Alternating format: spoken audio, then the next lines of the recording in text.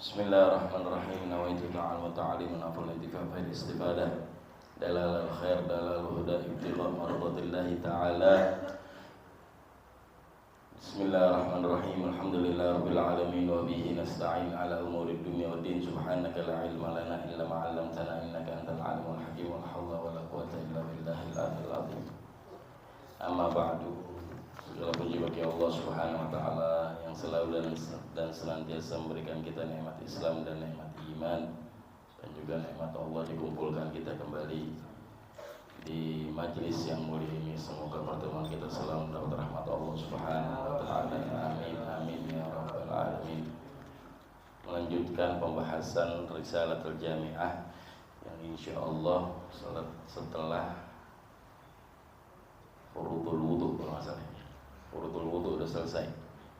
Sedikit evaluasi yang jelas, Furudul Wudu nggak lebih dari berapa? Nggak lebih dari 5. Ya, nggak mungkin yang fardunya wudu, kewajiban wudu nggak mungkin lebih dari 5. Dan juga nggak mungkin kurang dari 5. Nggak mungkin lebih dari 5, nggak mungkin kurang dari Furudul wudu nggak kurang dari 6. Nggak kurang dari 6. Nggak lebih dari 6. Nggak kurang dari 6, nggak lebih dari. Yang pertama niat. Yang kedua basuh muka. Yang ketiga basuh kedua tangan. Yang keempat basuh kepala atau sedikit dari rambut dalam mazhab Syafi'i. Tapi kalau mazhab yang lain seperti Imam Malik, Imam Ahmad bin Hanbal, wajib kayak keramas basahnya. Wajib kayak keram. Kalau Imam Syafi'i nggak wajib. Rambut walaupun 1 helai dibasahin, habis itu dicabut lagi, nggak masalah. Ya, nggak masalah. Itu yang keempat. Yang kelima membasuh kedua kaki. Yang keenam tertib. Jadi furudul wudu kembali lagi tidak mungkin kurang dari 6, enggak mungkin lebih dari 6. Enggak mungkin kurang dari 6, enggak mungkin lebih dari 6. Selanjutnya dikatakan masih di dalam babnya, dalam pembahasan fikihnya, Al-Habib Ahmad bin Zain Al-Habsyi menyatakan wa in kana alaihi janabah, jikalau seseorang memiliki atau bukan memiliki terkena janabah atau memiliki melakukan junub atau janabah itu daripada junub. Kembali lagi, janabah dari segi bahasa adalah al-bu'ud, jauh. Itu artinya dalam segi bahasa, bukan dari segi fikih. Dari segi bahasa, al-janabah atau junub artinya al-bu'ud, jauh. Maka dikatakan orang yang kalau junub malaikat enggak mendekat, artinya malaikat menjauh. Dari segi bahasa, bukan segi fikih.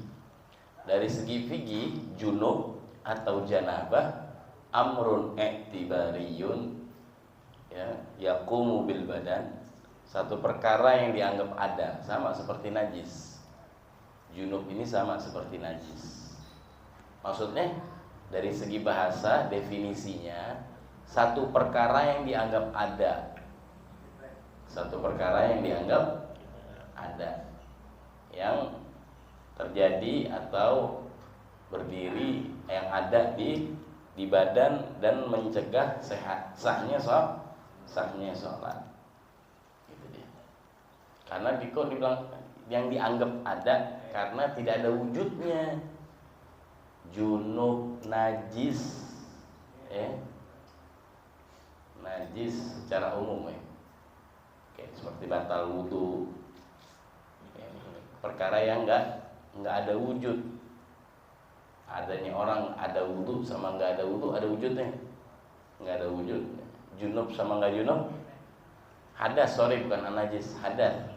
hadas sama junub ada wujudnya nggak? Nggak ada bentuknya, nggak ada wujudnya. Makanya kata ulama, amrun i'tibariyun, perkara yang dianggap ada. Oleh siapa yang dianggap ada? Dianggap ada oleh syariat. Bukan mata manusia, bukan kasat mata, tapi yang dianggap ada oleh syariat. Makanya sebagian manusia yang mendapat anugerah lebih dari Allah bisa tahu antara orang hadas sama orang junub, orang yang enggak hadas sama orang yang enggak junub, tahu. Ya. Karena memang ini perkara yang dianggap ada. Berarti kan yang dianggap ada sebenarnya itu ada kelihatan, cuman enggak kasat mata, enggak umumnya mata. Tapi ada mata-mata yang khusus seperti matanya para aulia ushalihin. Ya, mereka tahu yang mana ada wudu, yang mana enggak ada wudu, yang mana junub, yang mana enggak ada junub. Bukan asal nebak. Emang ketahu kelihatan dari kasat matanya. Matanya siapa? Matanya itu orang-orang sholihin. Matanya orang-orang sholihin. Banyak ya. Ya, seperti kisahnya Nabi Muhammad SAW, lagi Rasulullah SAW. Matanya sih dulu mata yang paling spesial, mata yang paling, ada sahabat yang datang masih dalam keadaan junub, ditegur oleh Rasulullah SAW. Sehingga sahabat yang lain mengatakan, apakah ini ada syariat baru ya Rasulullah? Kok bisa tahu? Ya Rasulullah, enggak, ini kelebihan dari Allah. Jadi hamba-hamba selain Nabi pun ada para aulia. Bukan hal yang mustahil. Bukan hal yang mustahil. Oke, kembali lagi, junub atau janabah. Ya. Wa in kana alaihi janabah, jikalau seseorang terkena janabah. Oke. Ya, terkena janabah. Berarti di sini nanti yang diwajibkan mandi. Yang diwajibkan mandi kemarin deh kalau nggak salah nih. Ya, ada 6. 3 khusus perempuan, 3 lagi laki dan perempuan. 3 macam yang diwajibkan mandi bagi khusus perempuan adalah haid, nifas, ngelahirin. Haid, nifas, dan wiladah, ngelahirin. Maksudnya kan ngelahirin sama nifas sama enggak. Terkadang orang ngelahirin enggak ada keluar darah. Terkadang orang ngelahirin lahirin enggak keluar darah. Ada orang keluar darah tapi enggak ngelahirin, kayak keguguran, dikuret. Perempuan yang dikuret wajib mandi setelahnya. Karena setelah dikuret kebanyakan ada darah nifas. Ya. Yang haid jelas atau menstruasi jelas. Itu 3 khusus bagi perempuan. 3 gabung perempuan sama laki, yaitu jima. Jima itu apa? Bersetubuh dan keluarnya mani. Yang ketiga adalah mati. Yang ketiga mati. Bagi laki mau perempuan wajib. Siapa yang wajib? Cuman yang terakhir bagi yang hidup untuk mandiin, bukan yang mati suruh mandi. Siap. Wa in kana alaihi janabah, jikalau seseorang ada janabah, ada junub, min majama'atin, daripada bersetubuh. Bahasanya majama'atin, bersetubuh. Au khuruji maniyin, atau keluarnya bersetubuh. Yang dikatakan bersetubuh kalau masuknya atau dikatakan bahasa yang lainnya iltiqa khanataini, bertemunya 2 kelamin. Yang dikatakan bersetubuh kalau sudah kemaluan masuk ke dalam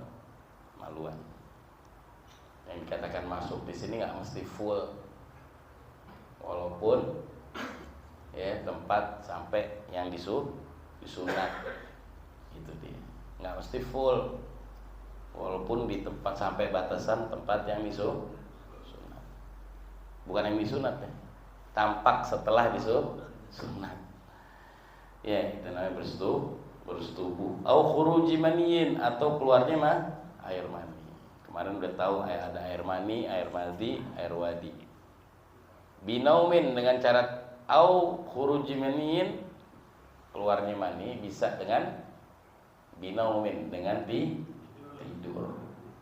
Dengan tidur.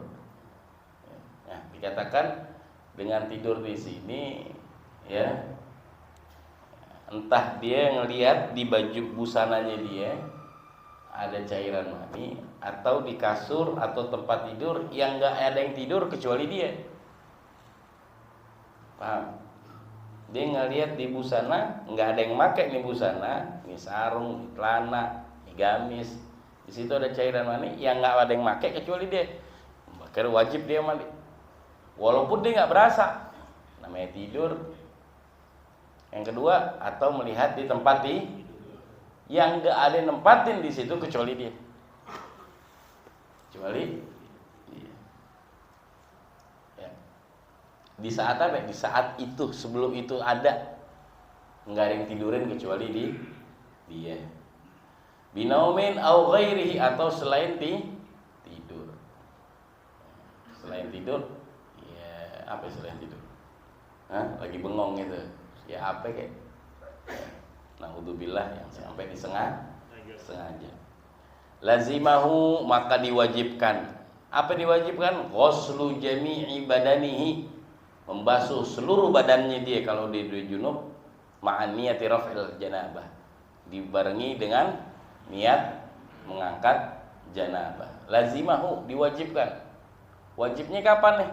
Orang mandi dari 6 perkara yang tadi, atau 5 karena yang satu orang mati ya. Dari orang-orang yang wajib mandi itu wajib tuh kapan sih? Apakah begitu ada cairan atau keluar cairan langsung wajib mandi? Enggak. Wajib itu kalau udah mau melakukan sholat. Udah mau melakukan sholat, itu wajib mandi.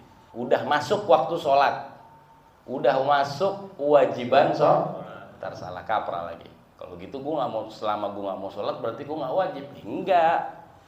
Udah masuk waktu sholat di situ maka wajib mandi. Sebelum masuk kewajiban sholat, memang tidak wajib. Memang tidak wajib. Tapi bukan berarti nggak wajib di sini, kita disunahin. Paham? Bahkan makruh. Kalau habis ada keluarnya mani, terus kita leha-leha gitu, makruh. Kenapa dikatakan? Karena ada pori-pori, semua pori-pori itu kebuka. Ya, semua pori-pori seluruh badan setelah keluarnya mani itu kebuka atau longgar. Pori-pori itu agak longgar. Ya, maka disunahkan buru-buru mandi. Itu sunnahnya buru-buru mandi. Wajibnya kalau udah masuk kewajiban sholat, udah masuk kewajiban waktu sholat, masuk waktu sholat wajib sholat, itu udah wajib. Sunnahnya buru-buru mandi. Kenapa kok disunahin? Karena dari segi kedokteran dikatakan kalau orang udah junub atau janabah itu pori-pori melonggar sedikit, penyakit apa aja bisa masuk. Minimal dengan apa? Minimal dengan cebok sama wudu. Minimal dengan cebok dan wudu. Cebok, wudu boleh deh, ngapain aja. Tapi sebelum itu usahain banget jangan. Usahain banget jangan. Walaupun nggak haram, cuman makruh. Makruhnya banget. Makanya gimana BOB saya kalau mandi misalnya malam bangun tidur tiba-tiba ada cairan, nggak mungkin saya mandi, nggak kuat badan saya, udah saya orangnya lemah kalau udah malam, kena air aja lu wudu minimal jangan terusin tidur, jangan makan, jangan minum sebelum sebelum wudu kalau lagi janabah tuh. Kenapa? Karena ada penyakit tuh. Apa? Sebagian riwayat Nabi Muhammad mengatakan jangan salahin siapa-siapa kecuali dirimu. Kalau sampai terjadi apa? Makanya terkadang ini kita nggak sadar tuh, karena hal-hal yang kayak begitu tuh boleh dibilang satu kebiasaan kita, karena yang bagi yang sudah berkeluarga itu satu kebiasaan, betul? Satu kebiasaan. Kadang kita lupa, bukan lupa ya, lupa sih dikatain lupa enggak, males, godaan itu, godaan. Mau nggak mau mandi, maka dikatakan al-imam Daqiqul Aid. Imam Daqiqul Aid ini beliau punya mujahadah luar biasa. Beliau mujahadah berusaha nggak mau lepas dirinya daripada wudu. Imam Daqiqul Aid. Ya. Suatu saat diuji oleh Allah, dikasih ujian sama Allah Subhanahu wa taala, datang musim dingin. Ya. Dan Imam Daqiqul Aid tidur. Ya, bangun siap tidur, beliau janabah, beliau junub. Satu malam dikatakan sampai lebih dari 20 kali junub. Begitu bangun, junub, mandi. Tidur lagi. Junub, bangun lagi, mandi lagi. Imam Daqiqul Aid. Sampai yang ke-20, akhirnya nadal munadi, engkau sudah berhasil. Junub ente, mau nggak mau karena mujahadahnya Ibn Daqiqul Aid. Tapi wudu boleh nggak? Boleh. Cuman Ibn Daqiqul Aid nggak mau. 12 sampai 20 kali gitu semalaman. Musim dingin.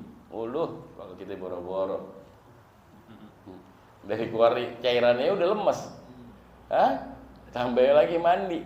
Baru musim dingin, nggak ada water heater. Sekarang sih ada water heater. Imam Daqiqul Aid radhiyallahu taala anhu.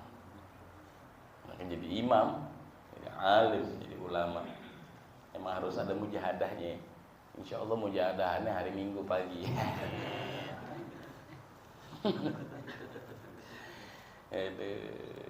Ketolong sama luar batang nih hari aja. Iya, kalau nggak ada luar batang, tolong luar batang dibangunin duluan tadi. Tapi enggak, emang tidurnya awal tadi, alhamdulillah. Terus sampai mana tadi? Sampai junub ya. Terus makan minum. Nah, kalau orang ini sekarang yang sudah berkeluarga, kalau minimal gimana kalau mau nambah lagi? Apa kudu mandi habis bersetubuh? Apa wajib mandi? Enggak, kembali lagi tadi enggak wajib mandi. Mandi itu wajib kalau datang waktu wajib sholat. Udah itu aja. Nah, mau nambah lagi gimana nih? Minimal jangan enggak wudu sama cebok. Minimal jangan enggak wudu sama jangan, itu makruhnya banget tuh. Boleh tapi boleh. Cuman khawatir ada penyakit karena dilarang. Larangannya memang enggak haram dari Nabi Muhammad. Cuman minimal wudu lah. Beb, kalau kena air kira-kira nggak pengen lagi, lu sabar, mau ngapain kek? Main Tetris ya son. Main Tetris, ingat Tetris dulu. Habis kalau aneh bilang main Mobile Legend nih, udah pada yang banyak yang sepuh lah, nggak ada tahu Mobile Legend, main Tetris. Lamaan, mau berduaan, main Tetrisnya sendirian. Terus ya, lazimahu, maka diwajib orang yang memiliki janabah wajib mandi kalau udah masuk waktu sholat atau masuk kewajiban sholat, waktu sholat. Ngapain deh? Ghuslu jami'i badanihi, yang diwajibkan juga dia membasuh seluruh badannya dengan wajib seluruh badan. seluruh, entah dia bulu, entah dia kulit, entah dia tebal, entah dia tipis. Beda sama wudu kemarin, ya kan? Ada yang jenggot. Kalau jenggot yang nggak kelihatan kulitnya dari jarak obrolan, dari jarak komunikasi, maka nggak wajib masuk air wudu. Tapi kalau junub, mau jenggotnya kayak hambal lagi, kayak hambal, tebal maksudnya gitu, kayak permadani, kayak hambal Turki gitu. Waduh, mau junub wajib, nggak ada mata-matapan, wajib kena air sampai kulit dalam. Itu kalau junub, harus seluruh tubuhnya kena air, mau tebal mau tipis. Ma'aniyati rafil janabah, dibarengi dengan niat janabah. Niatnya gimana, Beb? Nawaitu fardul ghusl, atau nawaitu raf'al hadatsil akbar, atau nawaitu raf'al janabah, boleh. Nawaitu fardul ghusl, aku niat mandi wajib, aku niat wajib mandi wajib, aku niat mengangkat hadas besar, aku niat mengangkat janabah atau junub. Tapi kalau niatnya aku niat mandi, nggak ada yang ngomong mandi wajib atau mandi besar, nggak sah. Kenapa? Karena aktivitas mandi, gerakan mandi ada kemungkinan aktivitas yang kebiasaan, lain sama wudu. Kalau wudu boleh nawaitul wudu, deh nggak pakai fardul wudu boleh. Kalau mandi harus nawaitu fardul ghusl, aku niat mandi wajib. Kenapa beda? Karena aktivitas gerakan wudu nggak ada gerakan buat kebiasaan. Tapi kalau mandi bisa kemungkinan buat dinginin badan, nyegerin badan, bangun tidur gitu. Jelas? Ya. Nah, kapan wajibnya?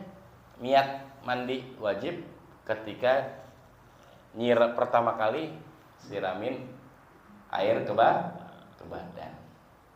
Itu dia. Awal, entah sunnahnya dari kepala. Sunnahnya dari kepala. Oh, dia udah setengah badan basah, atau udah basuhan pertama udah 3 gayung basah semuanya, baru ingat dia tadi belum niat mandi wajib atau raful hadasil akbar, maka 3 gayung yang tadi nggak dianggap, kecuali ada niat. Mau 10 gayung lagi ya, selama dia nggak niat dan dia ada junub dan dia nggak niat, maka nggak dianggap, harus niat. Jelas sampai sini? Wayan gudul wudu. Selanjutnya Habib Ahmad bin Zainal Habsyi mengatakan, dan yang membatalkan wudu.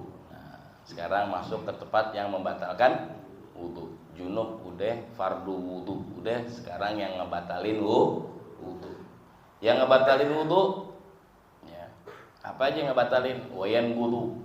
Maksudnya yan gud, ngebatalin apa sih? Selesainya wudu, habisnya waktu wudu udah. Dengan ada berapa macam? Ada 4, nggak lebih dan nggak kurang, insyaallah. Yang pertama, jikalau yang batalin wudu ada segala sesuatu yang keluar dari 2 kemaluan.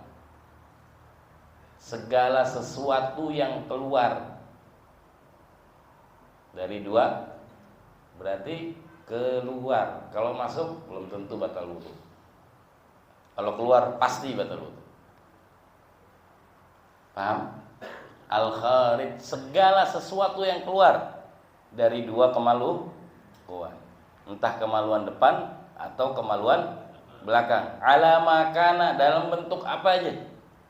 Mau cairan, mau encer, mau kental, ya, mau apa lagi? Mau angin, mau apa lagi? Mau cacing, iya, mau kayu, mau bunduk lagi keluar.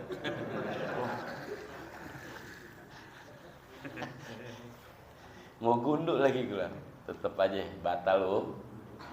Apa mau darah, naudzubillah min dzalik. Batu lagi, naudzubillah min dzalik. Ya, yang segala yang keluar dari kedua kemaluan, itu yang membatalkan wudu. apapun yang keluar dari dua kemaluan depan, yaitu untuk buang air kecil atau keluar kemaluan belakang yang untuk buang air besar. Ya. Alamakan dalam bentuk apa aja. Bentuknya angin, bentuknya kayu, bentuknya cacing, bentuknya apa. Wain gudul wudu. Bukan yang keluar. Kalau yang masuk enggak. Yang masuk selagi enggak megang tuh kemaluan. Selagi enggak megang tuh kemaluan. Wain gudul wudu zawalul akli. Yang kedua, daripada yang membatalkan wudu, hilangnya akal. Waduh. Kok hilang akal gimana nih? Hilang kesadaran akal. Hilang kesadaran akal. Bukan hilang akal, akalnya copot. Alhamdulillah. Alhamdulillah. Maksudnya hilang akal di sini, hilang kesadaran akal. Keinget dulu kalau nggak salah ya. Ya, makanya ulama kita dikatakan kalau ketemu majidub jangan beri minta doa. Nanti kalau mau majidub nggak boleh minta doa, jangan. Ulama kita, orang-orang tua kita nggak nganjurin minta doa sama majidub. Nggak ada, bukan ajaran Alawiyin tuh. Gimana? Husnudon wajib. Husnudon wajib. Serangka baik. Sangka cakep aja udah enak aja udah cakep deh.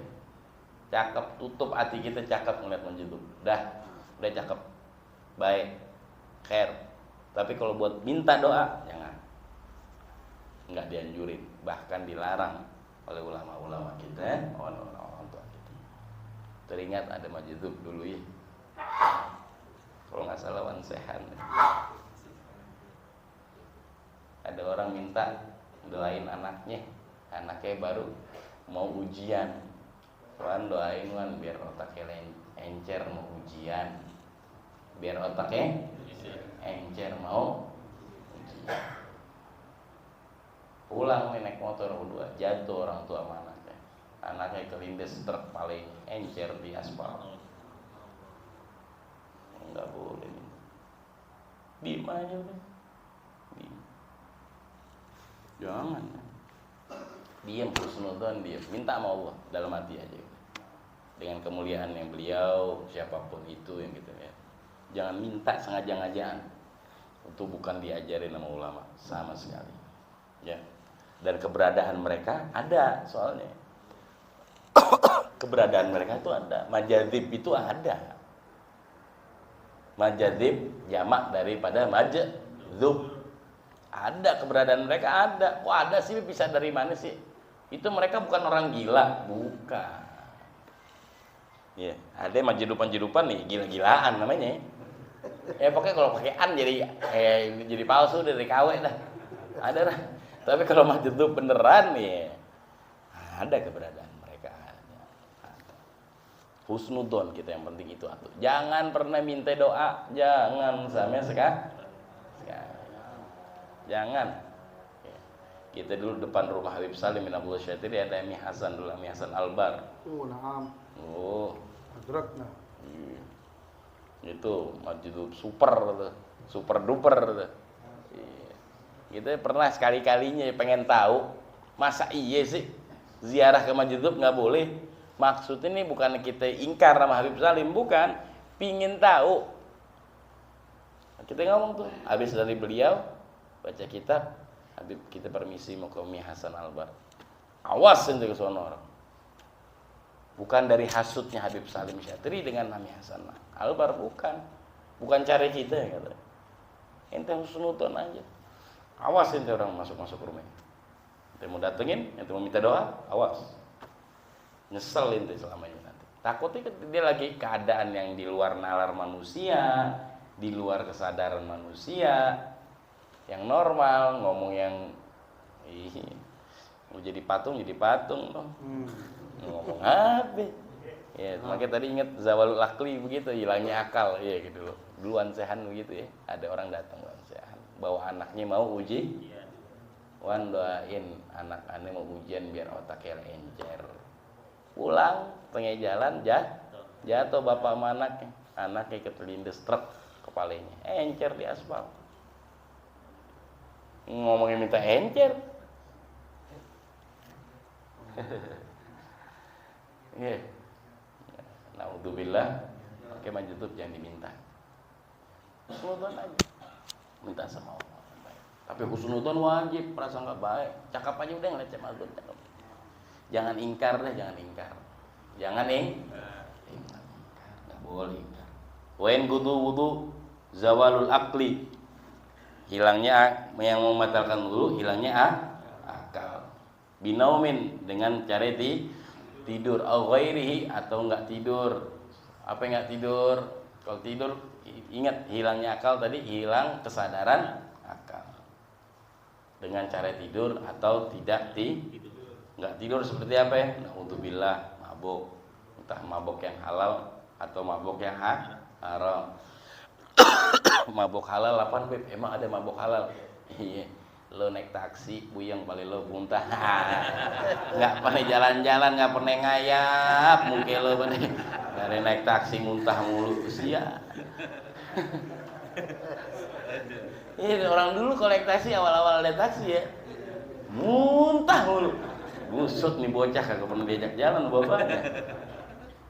Duh, mabok halal gak? Mabok tuh pusing, mabok halal. Naik taksi, naik mobil muntah. Udah gampang gitu aja deh. Ya. Binaumin dengan cara hilang akal, hilang kesadaran akal dengan cara tidur atau mabuk. Ya. Kecuali tidurnya orang yang tamakkunin maq'adatahu minal ardh. Orang yang tidur yang dia punya dudukan badannya, punya dudukan ya tubuhnya dia tamakkun, paten, diem, tidur itu dengan cara itu duduk, tidur dalam keadaan duduk yang mana dalam keadaan paten, keadaan tetap, nggak bergerak dari tempat duduknya. Dia punya postur tubuh, dudukannya dia nih, dari dudukan yang dikatakan maq'adah nih dari mana sih, Beb? Maq'adah itu dari pinggul sampai pantat.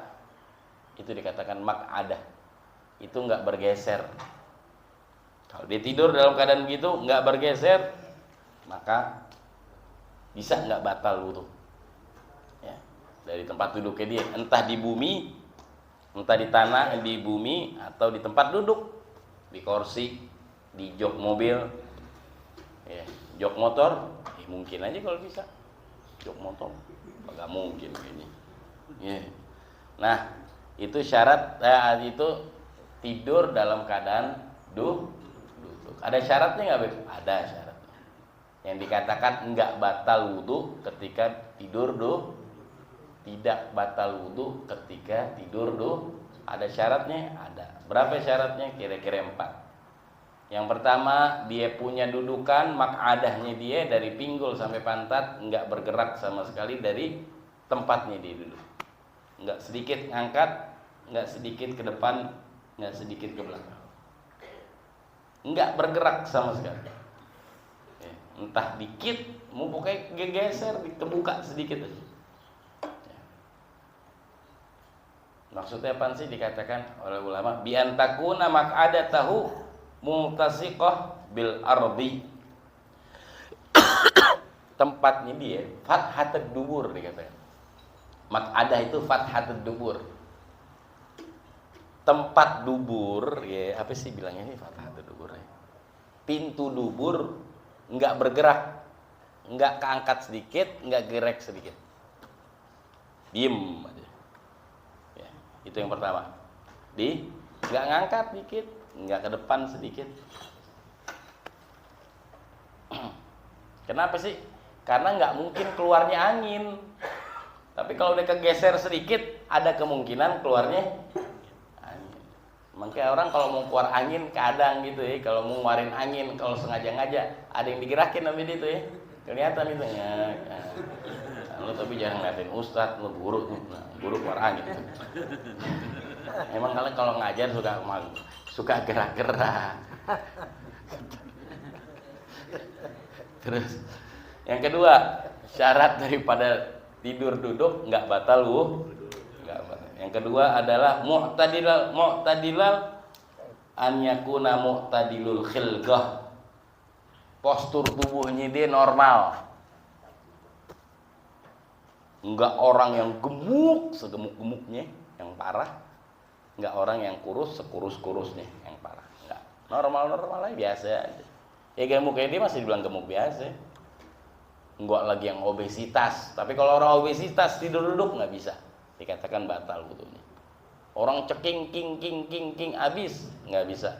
Walaupun tidur duduk, walaupun nggak gerak, tetap batal wudu. Kenapa ya? Yang obesitas karena ada rongga tuh. Dari daging dia punya pantat, ya, ada rongga, lubangnya di dubur, ada yang kurus tulangnya, yang membuat rongga antara duburnya dia ke tempat yang dia Makanya yang obesitas nggak bisa. Walaupun tidur, walaupun nggak bergerak, dia duduk nggak bergerak, nggak, tetap batal wudunya kata ulama. Yang kurus banget itu juga. Walaupun tidurnya duduk, diem nggak bergerak, batal wudunya. Yang ketiga dikatakan syaratnya an yastayqidha ala halah allati nama 'alaiha. Bangunnya dia dalam keadaan dia tidur tadi kayak begitu. Dia tidur begini, ya bangunnya begini. Ingat, minimal begini, ingat. Ini enggak tidur begini, tutupnya bangunnya gimana? Kaki ke sono, ya itu namanya udah enggak. Dalam keadaan seperti itu. Enggak bergerak. Enggak bergerak. Yang keempat, an la yukhbiruhu ma'sum inda Imam Romli. Kata Imam Romli, jangan ada yang ngabarin sekelas orang sekelas Nabi. Kalau ada yang ngasih tahu yang sekelas Nabi, kata Imam Romli, ente tadi batal wudunya, itu udah pasti batal. Kata Ibnu Hajar, nggak perlu sampai sekelas Nabi, udah kagak ada sekelas Nabi zaman sekarang. Ya, sekelas adil, orang yang bijak, orang yang adil, yang nggak pernah diketahuin dia ini ngebohong. Kita tidur sebelah dia, tiba-tiba pas kita bangun dia ngomong, wudu ente batal, wudu deh.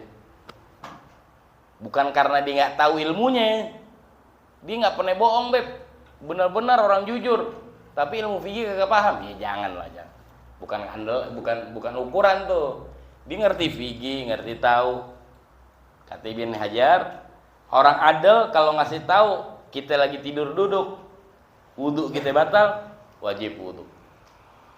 Artinya wudu kita batal. Tapi harus ngerti fikih. Paham nggak ente? Orang yang ngerti fikih, orang yang paham. Bukan karena orang polos doang gitu, bukan. Tapi kalau Imam Romli harus sekelas Nabi yang maksum. Sekelas Nabi ngabarin, wudu ente tadi tidur batal. Selesai. Wah, wajib itu. Indah bin Hajar, apa lagi kalau sekelas Nabi? Kata Ibnu Hajar, nggak perlu sekelas Nabi. Sekelas orang yang adil aja deh. Yang ketahuan dia jujur, nggak mungkin dia bohong. Ya kali sebelah kita udah ulama, ada ustadz, bener, baik, adil orangnya. Ngasih tahu tadi ente ada angin tuh keluar nih. Tahu dari mana, Ustaz? Iya, gua endus. Kasian. Lu nyusahin orang, lu jangan. Wallahu, insyaallah apa kita dengar, apa yang kita tahu bermanfaat untuk diri kita semua dengan cara sehat walafiat. Amin amin ya rabbal alamin.